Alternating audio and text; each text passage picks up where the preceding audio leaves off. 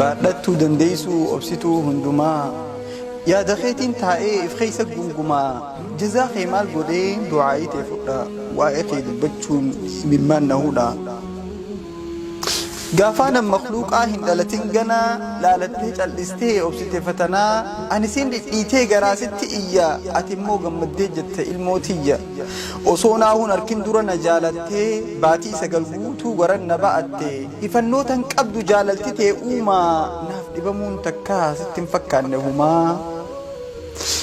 yaada khiyyaan malee bulteen beeytu halkuu waa hunda caalchistee hawwiin teena arkuu laaffattee dadhabdee naan rakkattee ciiftee na dahuuf laalattee imimmaan gadhiiftee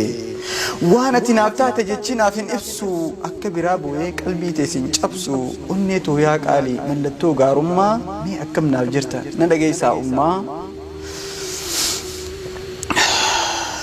mataa keetiif takkaa yaaddu itteen rakkanne dhadeesseen maas kaatee boqonnaan harkanne ciisinsi tahee fi bakka isaa jijjiiru annan naa quufe moo dhiiroo garaan dhiiru arrakka kaleetti